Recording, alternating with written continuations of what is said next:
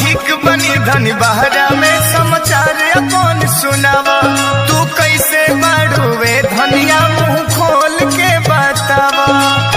केहू मन रखनी कहे, केहू हमके फेकनी कहे, कुछ कहे हो ऐसैया ऐसैया देवरा मन रखनी कहे, ननदी तो फेकनी कहे, सास कौआ हकनी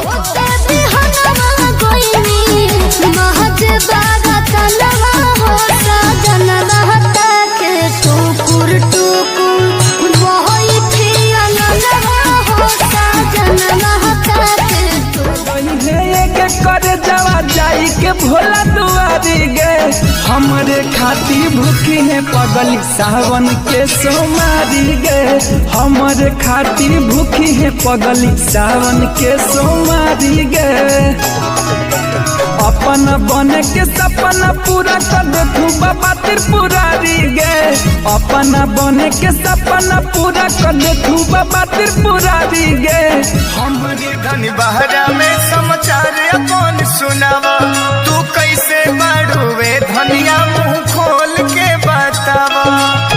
केहू मन रखनी कहे, केहू हमके फेकनी कहे, कुछ कहे हो ऐसैया ऐसैया देवरा मन रखनी कहे, ननदी तो फेकनी कहे, सास कौआ हकनी। सुंदर गोरिया साजो सिंगार मांगत है, अपने बाबू सोना के प्यार मांगत है, सोनी सोनी अखिया का जरवा मांगत है, भौजी से चुम्मा देवरवा मांगत है।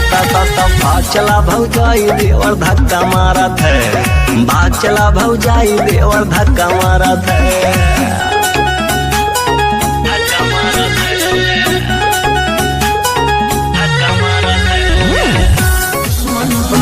जग सारा हो भोले बाबा होई है सहारा हो। यार हमनी के अमर जहान में होए, चाहे सुबह चाहे शाम हो, अब के मिलन बाबा धाम होए, चाहे सुबह चाहे शाम